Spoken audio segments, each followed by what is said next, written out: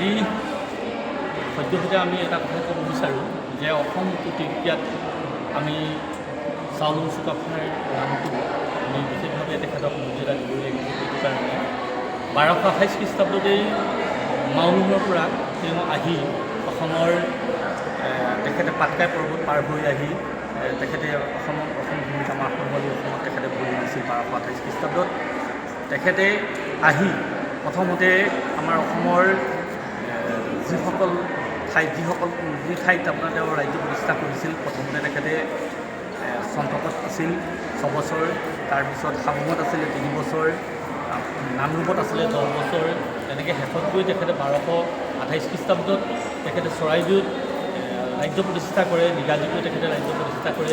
আৰু অসম ভূমিত থকা যিসকল আমাৰ থলুৱা যিসকল আপোনাৰ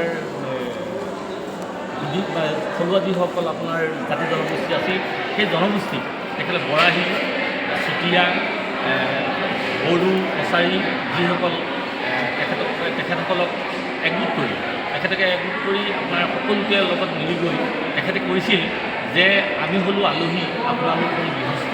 তেনেধৰণৰ যেতিয়া কথা কৈছিল, তেতিয়া অসম ভূমিত থকা পূৰ্বৰে পৰা থকা যিসকল জনগোষ্ঠী আছিল তেখেতসকলে খুব আপোনাৰ ভাল পাইছিল আৰু তেখেতৰ লগত মিলি গৈ অসমত তেখেতে ৰাজ্য প্ৰতিষ্ঠা কৰিছিল। 6 বছৰ তেখেতে আহোম ৰাজ্য প্ৰতিষ্ঠা কৰিছিল। লগতে তেখেতে সাত ৰাজ মাৰি একৰাজ কৰাৰ তেখেতৰ যিটো প্ৰক্ৰিয়া আছিল অসম ভূমিত, তেখেতে 93 বছৰ বয়সত তেখেতে মৃত্যুবৰণ কৰে।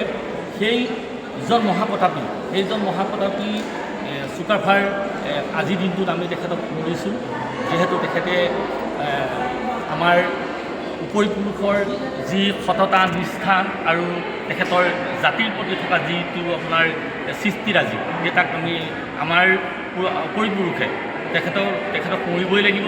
আৰু লগতে উঠি অহা প্ৰজন্মই এই জাতিটোৰ ক্ষেত্ৰত চুকাফাৰ যি অৱদান, সেই অৱদান আমি নিগাজিকৈ নহ'লেও জাতিটোৰ প্ৰতি শ্ৰদ্ধা আৰু সততা থকা কাৰণে আমি তেখেতক সদায় এই দিনটোত আজি তেখেতক আমি মৰিছোঁ।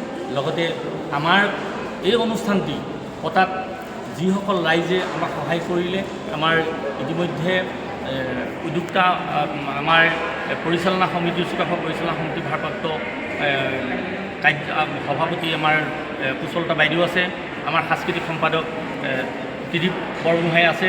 আমি তেখেতসকলক আৰু লগতে আমাক উদযাপন সমিতিত সহায় কৰা মোৰ লগৰ আপোনাৰ শ্ৰদ্ধাৰ শ্ৰী ধ্ৰুৱ কোঁৱৰ ডাঙৰীয়া, অনুক্ষেপ কৰি পৰিচালনা সমিতিৰ মদন কোঁৱৰ ডাঙৰীয়া, তেখেতসকলে আমাৰ প্ৰচেষ্টাত আৰু আইসকলৰ বৰ বৃহত্তৰ ৰাইজৰ উদ্যোগত আমাৰ ডেকা ডাঙৰীয়াও আছে।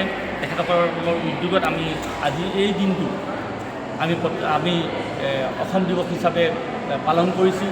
লগতে আৰু স্থানীয় লোকক লৈ, স্থানীয় সৰু ল'ৰা ছোৱালীক লৈ আমি আজিৰ দিনটোত চিত্ৰাংকন প্ৰতিযোগিতা লগতে ৰচনা প্ৰতিযোগিতা আমি আৰম্ভ কৰিছোঁ। ইয়াৰ পাছতে আমি 2 বজাৰ পৰা আমাৰ মুকলি সভা অনুষ্ঠিত হ'ব। এই হৈছে আজি আমাৰ কাৰ্যসূচী। পৰৱৰ্তী কাৰ্যসূচীত আপোনালোকক লগ পাম। ধন্যবাদ।